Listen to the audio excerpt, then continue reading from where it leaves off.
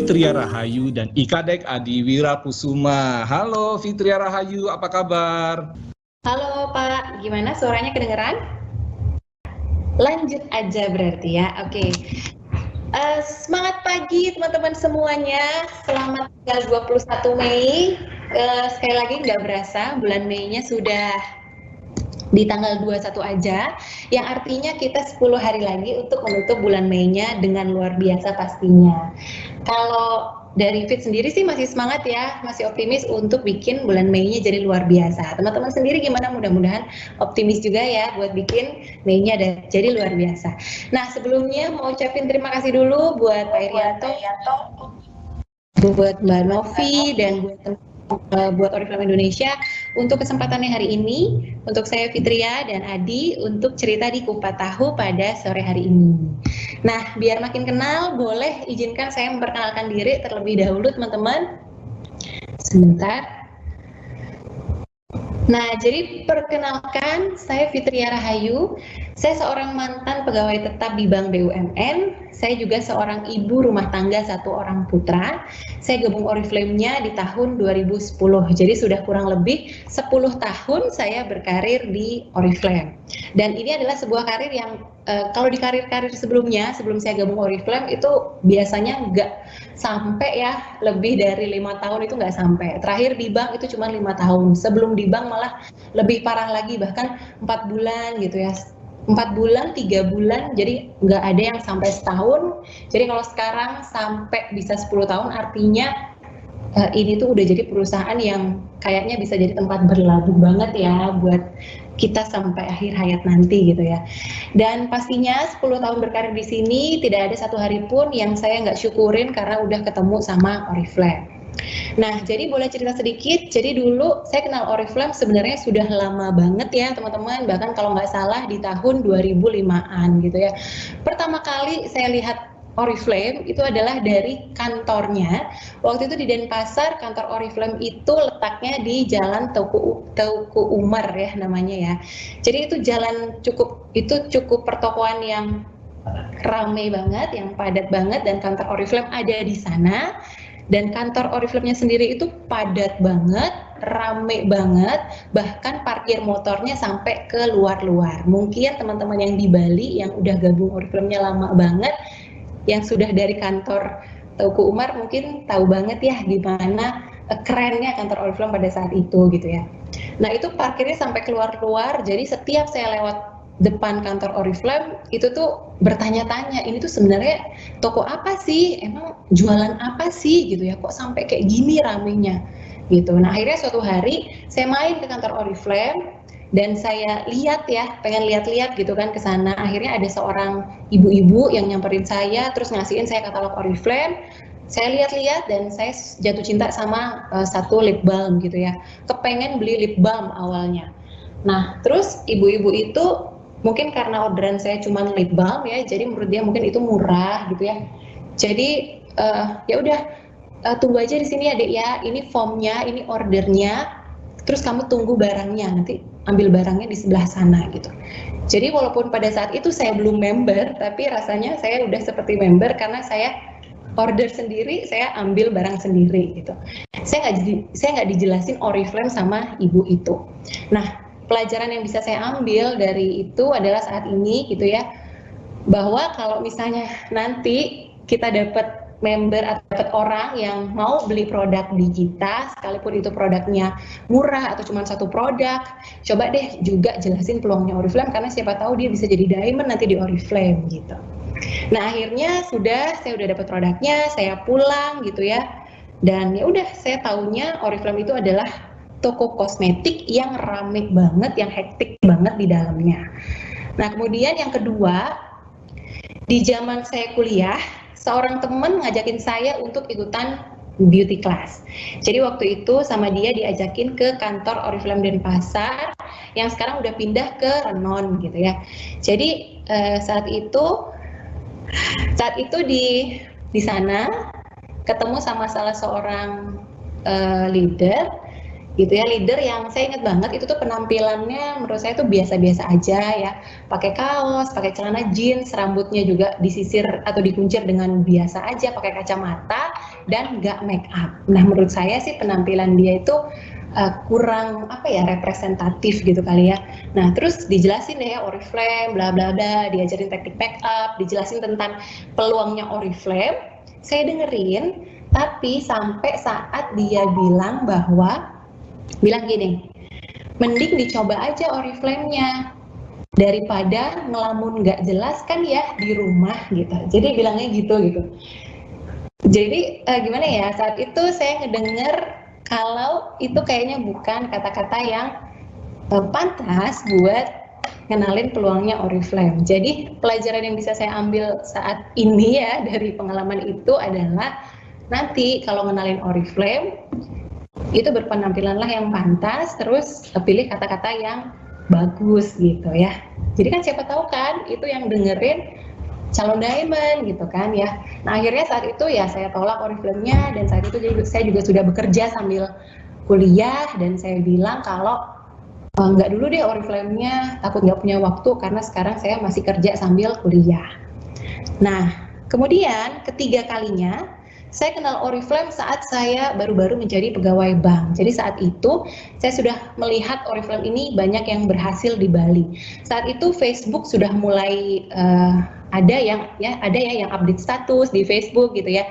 Jadi sempat baca-baca status ya di Facebook, di BBM juga, saat itu masih BBM, dan ikut penasaran gitu. Emang Oriflame kayak gimana sih? Banyak yang udah berhasil juga ya. Ih, dia keren ya, dapat penghasilan, dapat ini, dapat itu.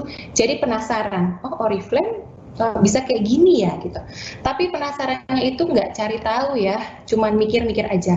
Oh, Oriflame bagus ya. Oh, masa sih? Oh, gitu. Jadi tapi terus dipikirin gitu ya. Nah, itu pelajaran berikutnya yang saya dapat juga dari sini. Ini kalau kepengen sesuatu itu dipikirin aja terus sampai akhirnya jadi nyata. Sama kayak kita bikin dream board ya. Mungkin teman-teman yang juga udah punya dream board, kita lihat terus, kita pikirin terus, itu lama-lama bisa jadi nyata. Dan akhirnya karena dipikirin terus, akhirnya datang seorang teman yang entah dari mana datangnya, dia tiba-tiba datang gitu ya, dan dia nawarin saya katalog Oriflame, terus dia ngasih tahu kalau di Oriflame ini ada peluang bisnisnya. Nah, kebetulan nih saya juga penasaran Oriflame itu kayak gimana. Akhirnya saya nanya, emang di Oriflame itu kayak gimana sih? Nah, akhirnya sama dia itu dibawa ke upline-nya. Jadi saya ketemu sama upline-nya, diajakin kantor Oriflame, dan saya ngeliat penampilan upline saya waktu itu tuh menurut saya itu bagus gitu ya. Rambutnya rapi, cantik, terus juga ngomongnya bagus ya. Detail gitu ya, ngejelasinnya detail, wangi gitu ya. Pokoknya penjelasannya itu menarik banget gitu.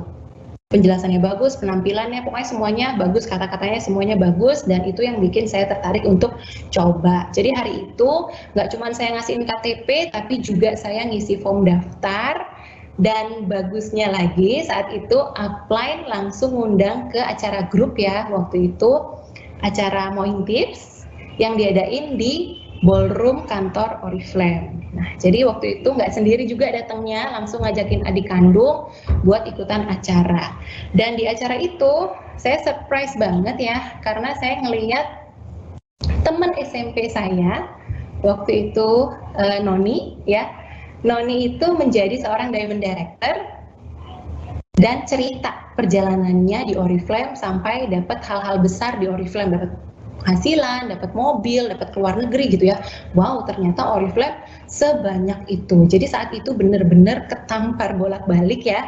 Dan dari situ jadi kebuka banget matanya bahwa Oriflame ini peluangnya besar dan bagus gitu. Nah, akhirnya habis acara itu tuh langsung semangat ya, kejar level 3%, jualan ya. Jadi waktu itu bisa jualan sampai 300 poin sendiri ya, jualannya di kantor aja gitu ya.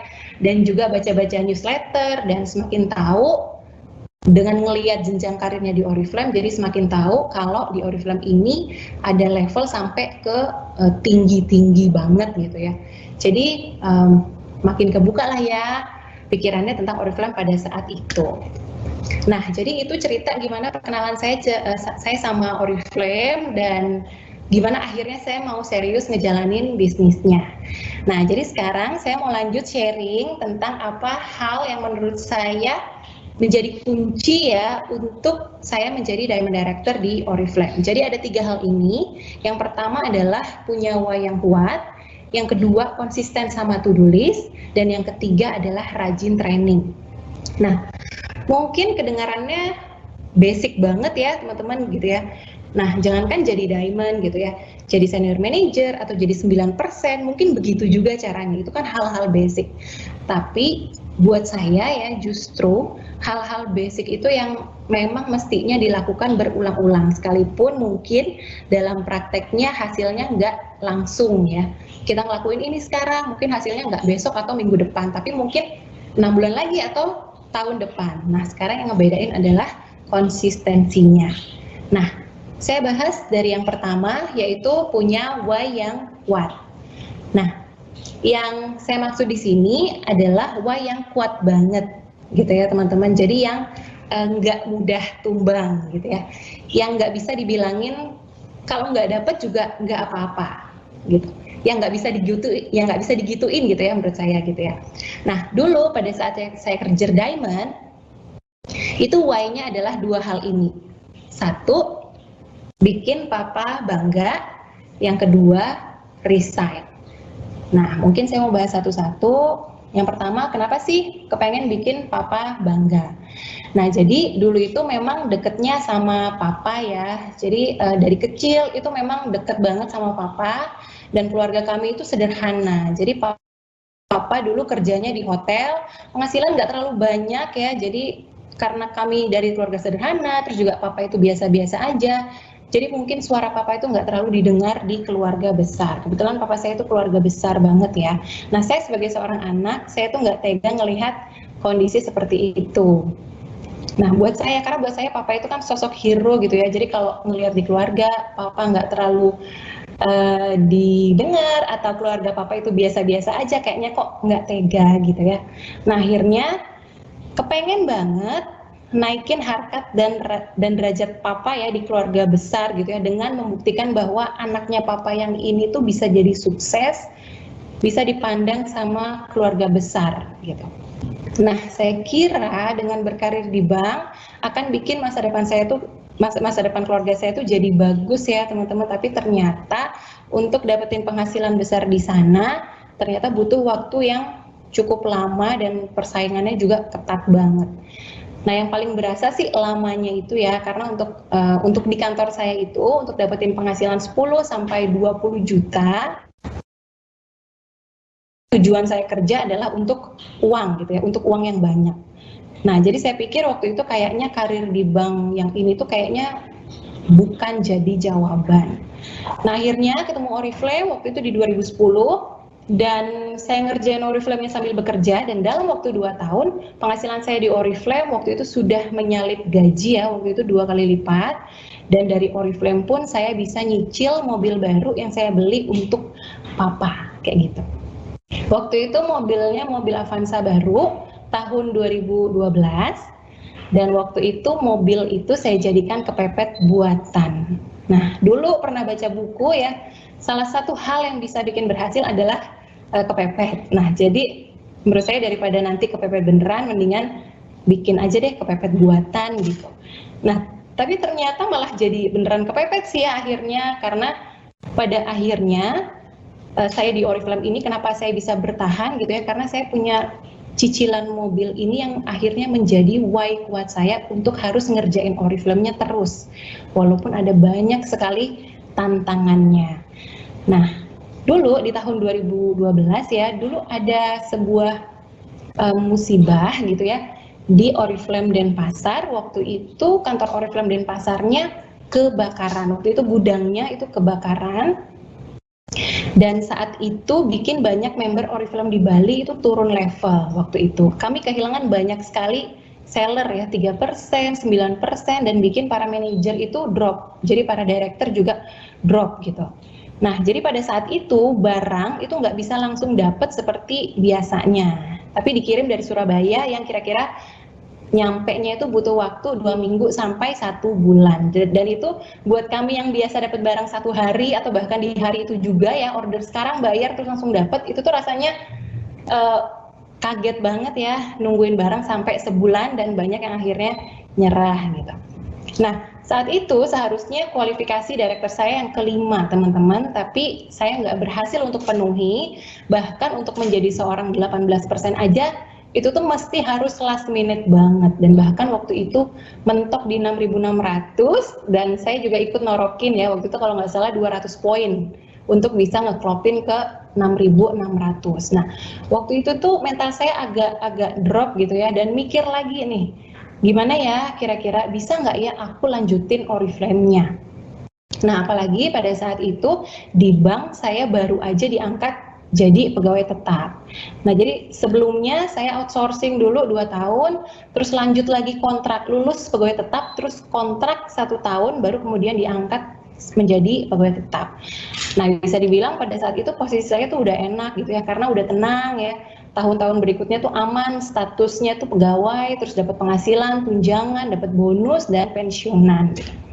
Tapi si cicilan mobil Avanza ini, tes suaranya hilang. Teman-teman suaranya hilang ya, sebentar. Teman-teman suaranya masih jelas? Jelas, saya dengar jelas kok, Fitri. Oke, makasih. Lanjut. Nah, jadi tapi si cicilan mobil Avanza ini yang bikin saya nggak boleh berhenti Oriflame, karena waktu itu pas banget masuk cicilan bulan kedua. Nah, dan buat bayar cicilan itu sumbernya harus dari bonus Oriflame, karena kalau gaji kantor kan udah jelas pasti nggak cukup. Nah, saya waktu itu akhirnya berpikir gitu ya, mikir gini, kalau saya berhenti nanti bayar mobil itu dari mana gitu ya. Terus masa minta uang sama papa. Kemarin pada saat memutuskan untuk nyicil mobil itu bilang sama papa, bisa Pak, bisa, aku bisa. Yakin kamu bisa? Bisa, aku bisa. Nah, sekarang kalau saya bilang saya nggak bisa, betapa malunya saya gitu ya. Mau taruh di mana sih muka saya ini? Gitu sih ya mikirnya. Nah, akhirnya fix nggak jadi berhenti Oriflame-an, dan BPS sama upline, ketemu sama upline, minta to-do list apa yang harus saya lakukan untuk bisa balik ke 10.000 dan melanjutin kualifikasi untuk direkturnya. Nah, jadi waktu itu dikasih tugas sama upline, Mbak Pit, itu pegang timnya yang di Singaraja. Itu tuh upline-nya emang udah hilang atas-atasnya, tapi masih ada timnya di sana. Coba deh Sabtu Minggu buat acara buat downline-downline-nya di sana gitu. Nah, kota Singaraja itu jaraknya kalau dari tempat saya adalah 100 km itu untuk bolak-balik. Jadi sekalinya itu kalau nggak salah 50 sampai 60 km ya. Jadi bolak-baliknya itu 100 km lebih gitu ya. Dan jarak tempuh untuk sampai ke sana itu kurang lebih 2,5 jam gitu. Dan medan tempuhnya itu luar biasa banget. Nah, kalau kata orang sini, buat teman-teman yang lagi belajar naik mobil, itu mesti harus bisa lewatin jalan ke Singaraja dulu untuk bisa lulus naik mobilnya gitu. Karena medannya di sana itu jalannya naik turun bukit, terus juga banyak banget tikungan tajam, jadi dia kadang nikung terus naik, terus nikung lagi, terus turun curam gitu ya. Pokoknya itu serem banget. Kadang kalau malam-malam itu pun nggak terlalu banyak lampu ya, jadi serem kalau kita lewatnya kepagian ataupun kemalaman gitu. Nah, untuk ke Singaraja itu saya cuma punya motor Honda Beat ya, jadi nggak apa-apa gitu ya, saya jabanin. Dan kalau Sabtu Minggu saya bikin acara, artinya saya harus sudah prepare dari hari Jumatnya. Dan jadilah setiap hari Jumat itu, setiap pulang kantor saya prepare ke Singaraja, nginep di rumah downline-nya di sana, terus langsung besok paginya bikin acara sama tim. Itu bikin beauty class ya, bikin nail art juga, terus nyamperin satu-satu ke downline-downline di sana gitu. Nah, Minggu itu pagi masih ada acara, lalu Minggu sorenya balik, habis kelas itu balik ke Tabanan, besoknya kerja. Begitu terus selama kurang lebih 3-4 bulanan. Nah, pernah suatu hari bikin janji waktu itu bikin kelas di hari Sabtu jam 7 pagi. Cuman Jumatnya itu nggak sempet berangkat duluan. Jadi hari Sabtunya itu saya berangkat subuh, jam 3 pagi saya berangkat waktu itu naik motor, gelap gulita. Dan di tengah perjalanan itu sempat ngantuk banget, jadi sempat berhenti sebentar 15 menit, saya tidur sebentar ya, tapi nggak bisa tidur juga 15 menit, akhirnya saya lanjut jalan dengan agak ngantuk yang saya tahan banget gitu. Dan akhirnya sampai sih ya, kelar bikin acara di sana, ketemu downline, terus besoknya balik, begitu terus. Dan selama 3-4 bulanan itu akhirnya tim Singaraja lumayan sih balik, ada yang bertahan, tapi nggak sampai stabil banget yang ke 10.000. Akhirnya di luar itu saya punya lagi tim yang akhirnya bisa menjadi kaki ketiga saya waktu itu gitu. Nah kalau ngelihat balik ke sana gitu ya, rasa-rasanya ngelihat diri saya yang dulu itu kok luar biasa ya bisa melewati itu gitu ya. Tapi sebenarnya balik lagi ke why-nya yang udah kuat, bahan bakarnya itu yang sendiri yang sudah kuat banget gitu. Bahan bakar yang untuk bayar cicilan mobil yang nggak bisa dari mana lagi sumbernya selain penghasilan di Oriflame. Nah itu why yang pertama, yaitu pengen ngebanggain papa. Terus yang kedua resign. Jadi why saya yang kedua adalah resign dari kantor. Nah pada saat saya menjadi seorang senior manager waktu itu 6 bulan dan kemudian butuh waktu 8 bulan buat kejar level director. Jadi saat itu tuh setahun pertama saya ngerjain Oriflame tuh asik banget teman-teman. Jadi bahkan ya karena keterbatasan waktu, saya bawa kerjaan saya ke kantor, bawa kerjaan Oriflame saya ke kantor, saya bawa laptop, dan di saat waktu luang gitu ya, jam istirahat, saya tuh suka mojok ya, laptopan, bantuin downline itu bikin tim order gitu.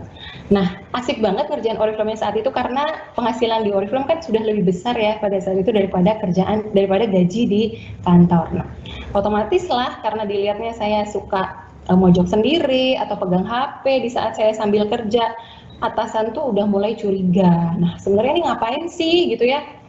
Kelihatan lah kalau saya tuh sambil Oriflame karena dia juga ngelihat di sosial media ya, di Facebook ya waktu itu dan di BBM itu saya suka update status tentang penghasilan di Oriflame, tentang bonus ya, jadi senior manager. Waktu itu saya dapat 4 juta, saya jadiin status dan dari situlah mulai ada muncul selentingan gitu. Dan akhirnya suatu hari mungkin karena udah keseringannya ya saya dilihat kayak gitu ya, akhirnya atasan saya manggil, negur dan ngajak duduk bareng gitu ya, didudukin, dan akhirnya kita ngobrol banyak hal sampai akhirnya saya disuruh milih antara karir di bank atau Oriflame. Nah di depan atasan tentu ya bilangnya itu milihnya itu di bank, tapi habis ngobrol itu tuh rasanya saya tuh makin jengah buat segera resign ya, biar nggak selamanya sembunyi-sembunyi kayak gini gitu. Ya karena selain itu juga saya ngerasa nggak enak ya kalau mesti harus jalanin dua-duanya. Karena pasti nggak adil buat kedua perusahaan ini gitu ya. Buat di kantor, buat di bank, ataupun buat Oriflame itu tuh saya nggak full kan, itu juga nggak adil buat dua-duanya. Jadi sebaiknya saya fokus di satu bidang. Karena buat saya juga, kenapa sih saya mutusinnya fokus di Oriflame aja karena di luar sana gitu ya, di bank itu masih ada teman-teman saya yang statusnya masih outsourcing, yang statusnya masih kontrak, yang menanti-nanti posisi saya saat itu yang mungkin akan lebih menghargai ya posisi saya saat itu di bank. Jadi ya udah sesegera mungkin saya harus resign.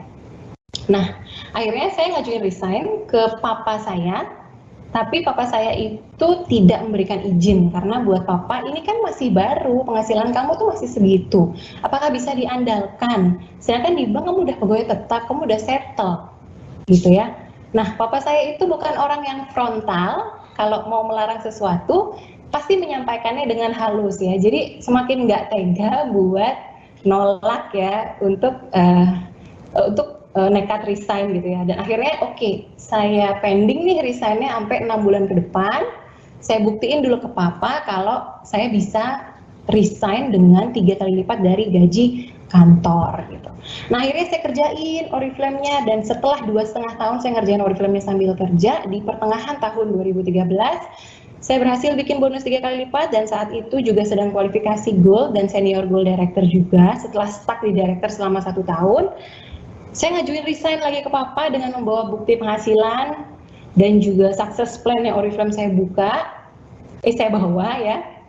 Dan terus janji juga sama papa kalau level Diamond Director ini aku pasti bisa pak, kejar level ini gitu. Nah terus saya juga bilang ke papa kalau saya ngerjain Oriflame ini pengen naikin derajat keluarga, dan disitulah ya approval resign tapi baru setengah hati dari papa itu akhirnya keluar. Nah jadi dua hal itu, dua why itu apa tadi, bikin papa bangga sama resign, itu dua hal yang menurut aku tidak bisa ditumbangkan gitu ya teman-teman. Hal-hal yang why yang nggak bisa aku skip, why yang nggak bisa aku tunda, oh kalau enggak juga nggak apa-apa gitu. Jadi itu yang bikin aku kuat bertahan di Oriflame, ngebangun Oriflame dari nol walaupun waktu itu sambil bekerja. Nah kemudian setelah saya resign, saya konsisten sama to-do list yang saya punya. Nah menurut saya nih bisnis sendiri artinya kan bosnya kita sendiri ya gitu ya. Artinya kita diperintah-perintah sama diri sendiri juga gitu ya. Nah jadi menurut saya buat to-do list itu, bikin to-do list itu kuncinya. Selain kita udah punya nih to-do list harian yang mungkin teman-teman juga udah dikasihin sama upline-nya ya, dikasihin to-do list mesti harus ngapain aja seharian ini. Kadang saya juga suka bikin itu sebelum tidur, suka bikin to-do list tambahan. Jadi untuk besok itu mau ngapain aja itu suka saya bikin to-do list tambahannya gitu, yang lebih spesifik gitu ya. Nah dulu pada saat saya ngerjain Oriflame-nya pada saat masih lebih banyak offline, kalau besoknya nih misalnya saya ada jadwal untuk ketemuan sama downline gitu ya, biasanya dari semalam saya udah bikin to-do list-nya, saya bikin catatannya, dan catatan itu saya bawa juga besoknya untuk saya ingat lagi, oh hari ini aku mesti harus gini gitu. Kadang pun juga saya nyiapin ya kayak baju ya, besok mau pakai baju apa, bawa tas apa yang saya bawa, file, mungkin air minum, roti atau apa, catatan, itu semua saya udah siapin biar besoknya tuh bangun, udah tinggal mandi, sarapan, terus berangkat. Nah, kalau sekarang ini saat lagi di rumah aja seperti ini, buat saya to-do list itu juga penting banget ya, terutama ibu rumah tangga nih seperti saya gitu ya, karena suka ke distract sama sosial media, terus juga suka ke distract sama anak yang minta mamanya gitu ya. Jadi kalau nggak ada to-do list itu saya sering banget lupa, dan kalau nggak dikerjain sekarang pasti beneran lupa banget dan akhirnya nggak dikerjain. Jadi buat saya to-do list itu to-do list itu penting banget buat saya ngerjain hal-hal basic di bisnis ini gitu. Nah, to-do list ini juga buat saya sebagai bahan gitu ya, buat ngomong ke diri sendiri. Jadi sebulan ini target aku apa ya, dan tahun depan itu sebenarnya apa. Jadi kan di detailin lagi, sebenarnya kecil-kecilin lagi ya. Jadi tahun depan mau apa, artinya hari ini kita harus ngelakuin apa gitu ya. Jadi di breakdown dalam to-do list harian. Nah jadi kalau misalnya sebulan ini nggak achieve, misalnya si ini mau dinaikin atau si downline levelnya maunya segini tapi nggak achieve, itu evaluasinya dari to-do list. Ternyata kurang-kurangnya selama ini di sini. Ternyata ini yang masih belum aku lakukan secara konsisten, seperti itu. Nah lanjut lagi, yang ketiga itu rajin training. Jadi dulu pada saat zaman masih offline, ikutan training sama acara itu jadi agenda wajib saya gitu. Karena menurut saya kenapa sih selalu harus mewajibkan gitu ya ikutan acara. Kalau dulu kan memang belum online, jadi segala-galanya itu offline ya. Jadi kita harus ke kantor cabang, nggak peduli jam berapa ya, malam, pagi, sore, pokoknya trainingnya di kantor cabang dan kita harus menyempatkan waktunya hadir. Nah kalau sekarang online sebenarnya sudah semudah itu ya, jadi kapanpun kita tinggal skip aja sebentar 1 jam untuk ikutan training, itu udah kelar. Kalau kita offline kan kita masih harus nyiapin jas hujan mungkin ya, yang naik motor gitu ya. Terus juga mesti harus bawa macam-macam lah ya, bekal dan lain-lain. Nah, ikutan acara dan training itu jadi agenda wajib karena menurut saya kenapa? Karena akan ada selalu hal yang baru yang bisa saya bawa pulang yang akan kepake untuk kemajuan bisnis saya gitu ya. Dan selain itu training ini fungsinya juga untuk ngecas semangat tempat, encourage kita gitu ya, kumpul sama yang semangat itu bisa bikin kita jadi yakin bahwa Oriflame ini aku bisa gitu. Kalau dia bisa, aku juga bisa. Di training itu saya bisa ngerasain ambience itu gitu.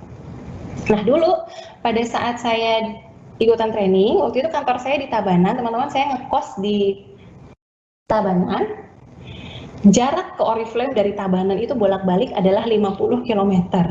Dan saya naik motor. Nah, kalau upline itu suka ngadain training itu sering ya, 2-3 kali seminggu. Dan biasanya itu jamnya malam, jadi jam 7 malam, jadi maksudnya biar teman-teman yang ngantor itu bisa ikutan pulang kantor. Nah, Kalau saya mau ikutan trainingnya, artinya jam 5.30 mentok sore itu saya sudah jalan ke kantor Oriflame untuk bisa tepat nggak telat ikutan trainingnya. Nah, jam kantor biasanya kan sampai jam 5. Nah, jadi biasanya kalau teman-teman saya di kantor itu suka ngelembur sampai jam 7 baru pulang. Kalau dilihat saya pulang itu tenggo jam 5 atau jam setengah 6 itu mereka pasti pandangannya udah curiga gitu ya. Jadi selentingan-selentingan itu tuh ada lagi dan itu jadi salah satu alasan besar juga sih ya kenapa saya resign gitu ya. Nah, terus ya nggak apa-apa sih ya selentingan kayak gitu ya, itu justru makin semangat ya ngerjain Oriflame-nya gitu ya. Nah jadi pada saat itu saya training pakai seragam kantor, datang ke Oriflame 2-3 jam trainingnya, terus balik ke kos di Tabanan dan udah malam jam 10 jam 11 itu baru sampai kos, besok paginya ngantor lagi gitu. Jadi lumayan sering sih ya, seminggunya itu lumayan sering untuk bolak-balik ke Tabanan, ke Oriflame. Nah sampai akhirnya saya punya tim di Tabanan, itu timnya Kasih mantan cleaning service. Jadi timnya Kasih itu bertumbuh sekali di Tabanan dan saat itu kayaknya udah sepantasnya kita juga bikin training nih bareng sama Kasih gitu ya di Tabanan. Waktu itu di Tabanan karena kita nggak punya tempat, jadi kita sewa satu kamar kos gitu untuk kita bikin training di sana, untuk kita bikin beauty class ya, untuk bikin nail class juga ya untuk merekrut ya, terus untuk bikin training 100 poin, untuk bikin belajar flip chart gitu. Pokoknya banyak hal yang kita lakukan di Tabanan waktu itu di satu kamar kos itu kayak gitu. Jadi sebenarnya balik lagi, kalau dulu saya ikutan training ke downline pun saya bilang bahwa sepenting itu ya training, akan selalu ada hal baru yang akan kita bawa pulang untuk kemajuan bisnis kita. Begitu, jadi kurang lebih begitu Pak Irianto. Wah, luar biasa banget Fitria, thank you banget ya. Kalau menurut saya gini ya, saya simpulkan ya teman-teman, Fitria ini adalah contoh nyata seorang alpha. Ya, pertama apa, kenapa saya bisa bilang dia seorang alpha? Pertama adalah gini, pertama sih waktu pertama kali aktif di Oriflame, dia adalah sebagai pelanggan aktif. Pelanggan yang aktif sendiri gitu ya, maksudnya terus tanpa ada yang membelikan, dia pergi-pergi sendiri gitu ya. Dia adalah pelanggan aktif, tapi kemudian dia tertarik setelah beberapa kali akhirnya ketemu upline yang tepat. Dari situ juga pelajaran lagi dari Fitria bahwa kita sebagai seorang konsultan Oriflame, kita memang harus memberikan yang terbaik karena kita tidak tahu apa yang orang lihat dari diri kita. Jadi contohnya kayak Fitria, dia melihat bahwa penampilan itu penting gitu ya, dari rambutnya rapi, bajunya rapi, mungkin juga dandanannya sederhana dan enak dilihat, cara penyampaiannya. Itulah makanya teman-teman penting untuk kita melakukan hal-hal seperti yang Fitria bilang. Kita adalah wakil atau representatif dari Oriflame. Jadi kita harus menampilkan, menonjolkan hal tersebut. Itu yang pertama. Yang kedua, yang ketiga adalah bahwa kenapa saya bilang dia alpha, sebagai seorang sosok yang sudah bekerja di bank. Jadi dia suka kadang-kadang kita keder, benar nggak sih Fitria? Kadang-kadang kita keder, kalau keder itu ada rasa takut kalau kita mau memprospek seseorang yang sudah bekerja di kantor, benar nggak? Brandnya gitu ya Pak ya, maksudnya benar. Karena latar belakang yang wah gitu ya. Yes. Jadi kan kadang-kadang kayaknya udah kerja nih di kantoran, kayaknya nggak bakalan deh Oriflame-an gitu ya. Nah ternyata Fitria ceritanya ini mematahkan itu. Kita nggak pernah tahu loh keinginan masing-masing orang, apakah dia seorang pekerja di kantor atau di bank atau seorang direktur sekalipun, kita nggak usah takut untuk menawarkan bisnis Oriflame. Terbukti Fitria yang sudah diangkat sebagai pegawai tetap, kok dia milih Oriflame, ya ternyata memang why orang per orang itu berbeda gitu ya. Terus yang lain lagi yang saya simpulkan dari Fitria, kenapa dia saya bilang seorang alpha adalah dengan posisi pegawai tetap, dia di kantornya juga sudah nyaman, dia ditempatkan di beberapa dilema gitu ya, suruh milih antara, sama bosnya suruh milih antara, ayo kamu Oriflame-an atau kerja di bank. Terus dari bapaknya di rumah yang pasti juga pengennya anaknya bekerja di tempat kerja pada umumnya gitu ya, kan itu membuat dilema loh. Dan akhirnya dia kok bisa memilih di Oriflame karena why-nya yang kuat tadi. Dan dengan kondisi seperti itu dan dia masih pergi ke Tabanan naik motor, training 1 minggu dan sebagainya, itu adalah bukti bahwa kamu Fitria, kalau menurut saya adalah seorang alfa. Ya, jadi punya inisiatif sendiri, karena keinginan kuat, punya inisiatif sendiri, mau malam jam 3 pagi pergi, mau berapa jam naik motor dijabanin, karena dia tahu dengan melakukan itu dia bisa mengembangkan timnya yang di Tabanan atau yang di mana tadi itu satu lagi, sama tentu saja sama mendapatkan ilmu-ilmu training tersebut. Nah, cuman yang pengen aku tanya, setelah berapa tahun tadi kan kamu Y-nya akhirnya bisa menyamai gaji kantor waktu itu ya. Nah, itu kira-kira pas levelan apa tuh, Fit? Yang pada saat menyamai gaji kantor. Pada saat itu gaji kantor itu tidak terlalu banyak ya Pak. Waktu itu 2000 itu 2,5 sampai 3 juta. Di level 18% sudah sama pada saat itu. Jadi 18% sudah sama. Betul, saat saya SM itu gajinya 4,5, bonus saya 4,5, jadi itu udah ngelewatin banget. Cuman targetnya 3 kali lipat waktu itu untuk resign-nya. Pas resign 3 kali lipat, level title kamu apa tuh? Senior Gold ya atau Sapphire? Itu lagi kualifikasi Gold dan Senior Gold waktu itu, lagi kualifikasi. Jadi itulah yang akhirnya juga menjadi why kuat kamu bahwa ini pilihan saya kayaknya lebih tepat nih di sini gitu kah? Karena pendapatan juga. Betul. Nah, karena kan percepatan rezeki ya di Oriflame itu sudah jelas saya alami sendiri ya waktu itu ya. Ini percepatan rezeki. Oh ya, pada saat saya ketemu upline saya pertama kali waktu itu dijelasin Oriflame, saya juga dikenalin sama sosok anak muda waktu itu yang 17 tahun umurnya tapi penghasilannya udah 7 juta. Nah, pada saat itu usia saya 25 tahun, penghasilan saya 2,5 juta, jadi benar-benar itu ketampar banget. Ya ampun, aku kemana aja ya selama ini, ternyata ada peluang bisnis, ada peluang berkarir yang sebesar ini gitu. Jadi kalau dia bisa, aku juga harus bisa. Kayak gitu sih Pak, jadi karena ngelihat peluangnya Oriflame sekeren itu, kemudian dikerjain ternyata emang beneran di diri sendiri kejadian, ya udah akhirnya fokus deh di satu jalur aja, karena kan punya tanggung jawab juga ke tim yang butuh kehadiran kita secara waktu, tenaga, pikiran itu 100%. Seperti itu Pak. Nah, kalau sama yang konsisten sama to do list, hal ini kan sudah kamu lakukan semenjak kamu double job itu kan, kamu kerja di bank iya, Oriflame iya, tapi kamu juga konsisten sama to do listmu di Oriflame, ya nggak? Betul. Nah kan berarti kamu punya dua to-do list. Pertama adalah yang di kantor dan yang kedua adalah yang di Oriflame.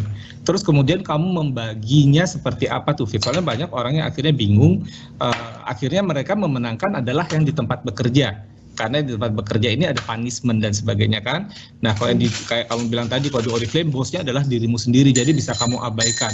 Terus kamu membuat itu menjadi mindset kuat, oh ini to-do list ini harus saya lakukan, itu seperti apa? Kalau jam kerja di kantor itu kan biasa ya dari jam 7 pagi sampai jam 6 sore gitu ya Pak. Nah, saya manfaatinnya biasanya di sela-sela itu. Jadi kalau misalnya kerjaan saya udah kelar, tapi saya belum waktunya istirahat, saya suka ambil HP tuh lewat BBM, balas-balas chat, ngubung-ngubungin orang kayak gitu, sembunyi-sembunyi. Jadi benar-benar saya mepet-mepetin, sempetin banget, ada 15 menit dipakai aja lah, kerjaan udah kelar. Di sebelahnya komputer itu kan sambil sembunyi, sambil ketik-ketik handphone kayak gitu, sambil balas-balasin chat, ngubung-ngubungin online. Terus siangnya pada saat jam istirahat, nah itu saya pakai untuk prospek biasanya offline. Jadi saya buka nih buat teman-teman di Tabanan yang ada prospekan, siang-siang aku bisa.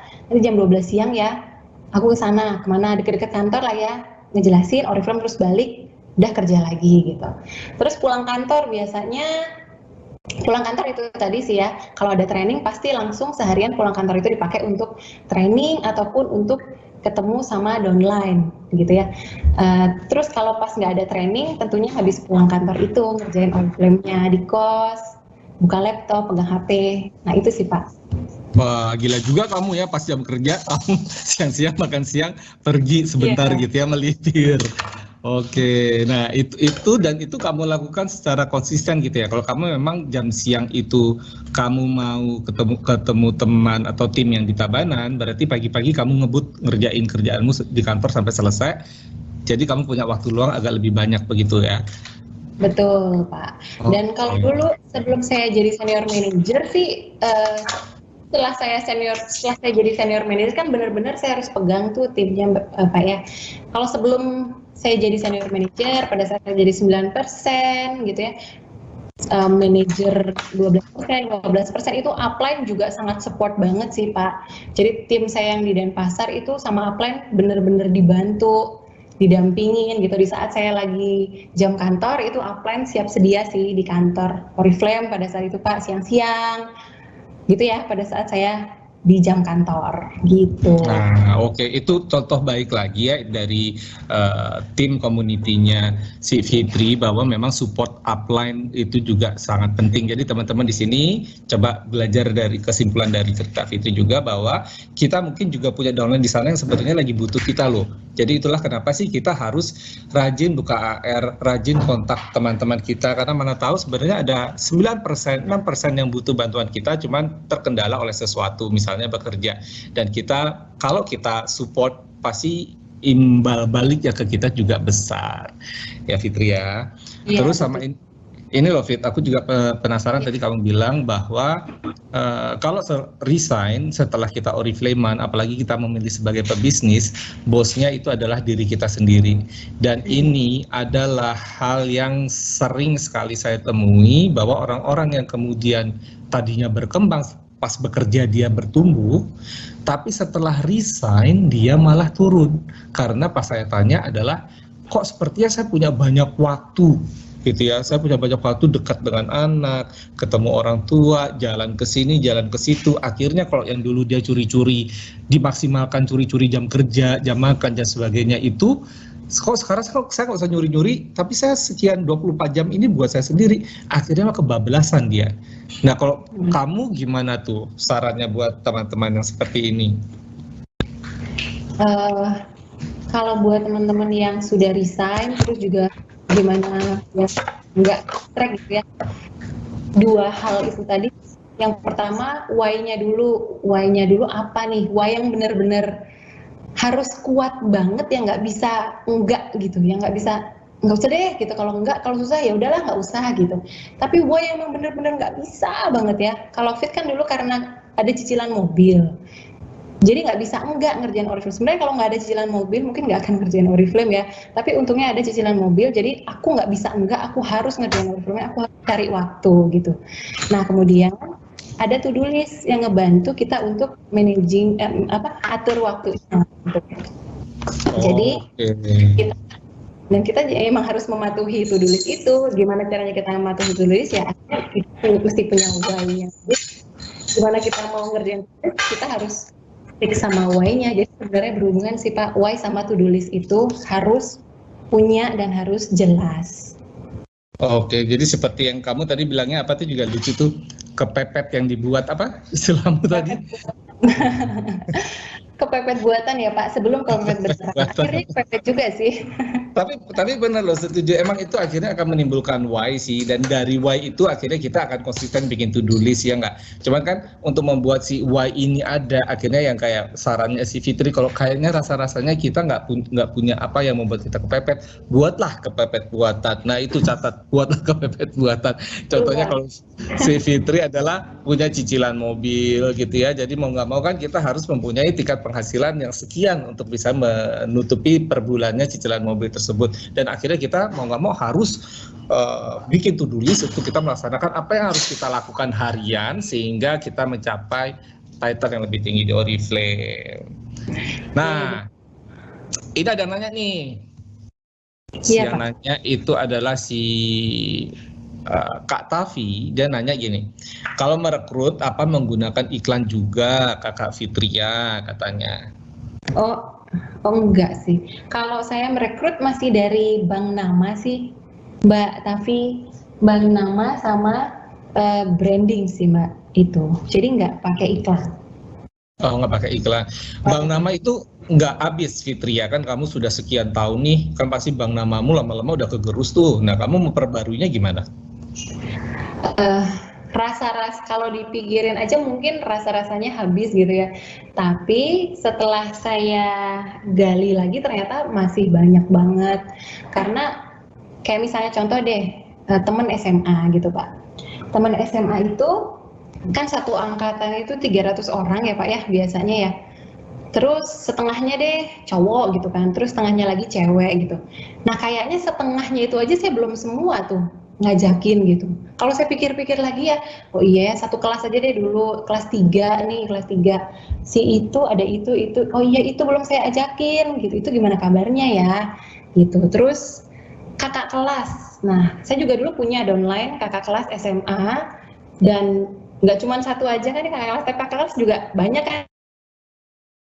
Ke grup SMA, kebetulan saya ada juga Facebook grup SMA, ada WA grup juga SD itu ada, dan orang-orang di sana itu masuk bank nama dan belum semuanya masuk bank nama. Oke. Terus dari status juga, dari yang nge-like dari teman Facebook itu masuk ke bank nama juga. Dari yang ulang tahun juga, jadi banyak banget sih bank nama itu Pak. Kalau kita mau menggali.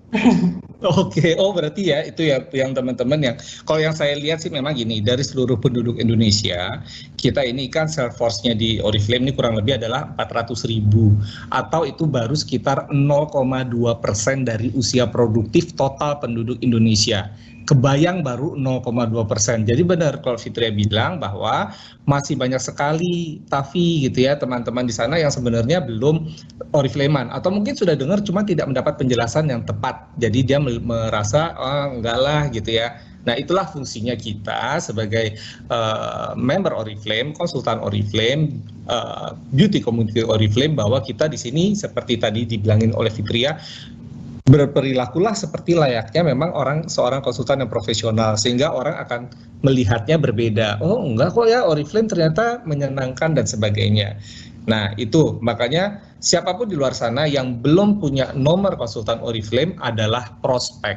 Jadi dimanapun kamu berada saat ini, coba lihat kiri kanan, depan belakang, ada siapa yang orang tidak kamu kenal, kemungkinan itu prospek.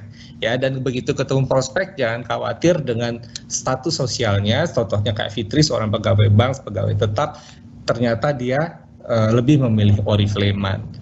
Seperti itu. Yes. Ya, kira-kira ada pertanyaan lagi? Ngomong-ngomong, suami kamu Ikadek Adi Wirakusuma, panggilannya apa sih? Adi ya? Adi Pak. Ini ada di sebelah. Kemana? Oh ada di sebelah. Mas Adi, ngomong dong Mas Adi. Halo Pak Rian. Halo, apa kabar? Ya luar biasa Pak. Sedikit hujan di sini. Sedikit hujan ya. Oh Jakarta sih panas. Ada mau disampaikan nggak Mas Adi nih dari cerita kita hari ini kupat tahu? Ya jadi kalau saya sendiri emang saksi perjalanannya Fit ya di Oriflame, jadi tahu banget gimana dulu ngerjain Oriflame-nya sambil curi-curi waktu, terus sering ditegur atasannya, curhat ke saya gitu kan. Terus juga minta izin ke orang tua yang sangat strict juga, harus gimana ya, harus segera membuktikan agar dapat persetujuan dari papanya Fit gitu. Oh, waktu itu masih pacaran atau sudah menikah tuh waktu awal-awal? Halo? Iya, Mas Adi. Iya, seperti itu Pak. Oke, suaranya agak putus nih Mas Adi. Ya udah, oke, berarti Mas Adi ini saksi perjalanannya perjuangannya Fitria, dan sekarang sudah slash gitu ya. Jadi pasti sekarang akan dilalui berdua.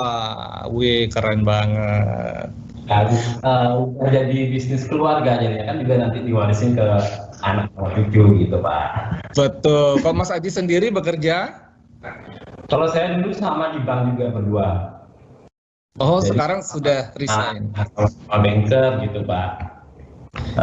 Jadi dulu itu juga saya kan tahunya Oriflame itu pertama kali itu jualan-jualan aja Pak Rian. Jadi pas saya pacaran itu cuma disuruh nitip katalog, disuruh cari orderan gitu Pak. Jadi Kebetulan saya juga marketing, jadi ya kalau disuruh titip katalog sih no problemo gitu kan Pak. No problemo pastinya. Ya. Terus? Jadi saat Fit memutuskan resign itu saya makin gimana ya, karena kita udah berdua itu udah komit akan menikah. Jadi kalau misalnya Fit mau mengajukan resign, tentunya ada sisi keuangan yang apa ya hilang gitu kan Pak. Jadi otomatis saya emang harus supportnya double buat Fit itu, karena akan berumah tangga dan akan nambah biaya juga ke depan berdua gitu. Oh, beruntung lo si Fit lo, kamu punya pasangan yang mensupport dari dulu sampai sekarang. Iya, jadi dulu ini Adi juga nggak terlalu, ya namanya pria Pak, mungkin mikirnya logis gitu ya. 2015 waktu itu setelah kita menikah, Adi itu saya ajak ikutan Gold Conference London, dan dari situ ya kebuka gitu ya pikirannya tentang Oriflame, dan akhirnya jadi setelah Gold Conference London itu jadi makin gimana ya? Makin kebuka dan selingkuh dari pekerjaan sebelumnya gitu Pak. Oke. Jadi lebih jadi proporsi kerjaan dulu itu lebih besar ke Oriflame jadinya. Jadi udah mulai ikutan ngajakin teman kantor, udah mulai juga ngajakin saudara gitu. Jadi ikut memberikan ide juga ke Fit kayak bikin acara seperti itu tuh Pak gitu. Oke. Dan akhirnya di tahun 2018 itu resign dan biar fokus berdua di Oriflame aja Pak. Wah, mantap kalau begitu. Jadi memang Oriflame ini banyak yang akhirnya dikerjakan sama suami istri ya, menjadi bisnis keluarga katanya Adi tadi. Karena memang begitu dijalankan berdua, supportnya semakin berasa gitu ya. Kadang-kadang kalau sendiri pasangannya mungkin belum tentu support lo, atau ya terserah lo aja deh gitu kan ya. Jadinya cuma kalau dilakukan berdua kan kita saling mendukung nih. Mungkin ada bagian yang ngerjain ini, ada bagian yang ngerjain itu. Kalau Fitri sama Adi gimana pembagiannya? Kalau kita gimana pembagiannya? Kalau kita masih campur-campur ya Pak ya. Kalau di follow up? Ya kalau follow up lebih kan memang ke ladies touch Pak ya, lebih wanita lebih bagus di follow up-nya. Kalau saya biasanya lebih ya di belakang layar, sama saya juga aktif buat update Bang Nama juga Pak gitu. Oke. Tapi ini kayaknya sebagai pembicara oke juga nih si Mas Adi nih ya. Kapan-kapan boleh deh kita undang nih, ngomong Mas Adinya aja nih. Nggak usah sama Fitri ya. Siap. Oke. Ini Fitria dan Adi. Mungkin kita kan ini sudah tanggal berapa ya sekarang? 21. Betul, ada 10 hari ke depan. Mungkin ada ini nggak buat teman-teman se-Indonesia Raya ini, ada masukan atau motivasi buat mereka untuk mereka tetap semangat kerjain sampai akhir bulan ini? Motivasi? Gimana Pak? Ya, semacam motivasi lah. Ayo kita ngapain 10 hari lagi nih gitu. Tetap stick sama goal dari awal bulan kali ya. Awal bulan ini targetnya mau berapa nih teman-teman ya, mau kejar SM gitu ya, atau mungkin mau ngejar 9% untuk di awal, atau mau mencetak seorang SM. Nah, stick aja sama itu dulu, cari tahu dulu. Dan masih ada juga promo-promo yang masih berjalan, seperti promo panci juga masih ada, online bazar juga masih ada. Jadi manfaatkan semua tools yang udah dikasihkan sama Oriflame. Terus manfaatkan juga buat teman-teman yang mau kejar senior manajernya, di Oriflame juga sudah ada promo The Power of Two dan juga gadget atau uang tunai. Jadi manfaatin promo, terus tinggal kerjain deh apa yang harus dikerjain. Di follow up-nya dengan ya. Makasih. Yes. Makasih, berarti Pak. Kembali lagi tadi ke Fitria bilang di awal bahwa adalah why dan to-do list sama region training ini 3 hal yang teman-teman perlu lakukan untuk kemudian bisa meningkatkan secara diri sendiri dan meningkatkan bisnisnya menjadi lebih tinggi lagi di Oriflame. Terima kasih loh Fitria sama Adi, sharingnya keren banget. Dan pasti saya yakin teman-teman se-Indonesia juga banyak catatannya, mungkin banyak yang baru terbuka, oh begitu, saya pun begitu tadi pas mendengar ada hal-hal baru yang kemudian saya catat-catat juga. Terima kasih untuk sharingnya, terima kasih untuk tipsnya dari kalian berdua, sukses buat kalian berdua. Apa sih nextnya yang mau dikejar nih? Sekarang presiden deket loh. Ya pasti akan ke presiden Pak jalannya. Pasti akan ke sana ya. Iya, Iya. pasti satu step dulu, naik satu step dulu gitu. Ya, doakan ya Pak. Halo Pak. Apa Farihan? step selanjutnya? Ya, apa step selanjutnya nih? Kita terakhir kemarin senior Diamond Director. Ya, karena sekarang udah punya anak, jadi harus kejar 3 tiket untuk Mantap. Tentunya. Mantap. Doakan ya Oh. Pak.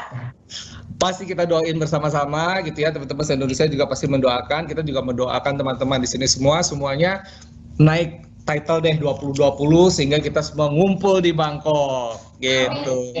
Amin. Dan untuk penutupnya akan kita tutup ya karena sudah tidak ada pertanyaan dan sudah lebih dari 1 jam. Saya minta Fitria sama Adi pimpin Oriflame Club dong, boleh ya? Oke, Pak. Oke. Oke, siap. Buka Dibuka.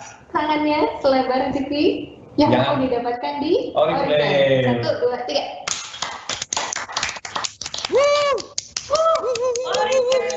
Yes. Yes. Yang nomor 1. 1. Title 20. Yeay, terima kasih Fitria, terima kasih Adi.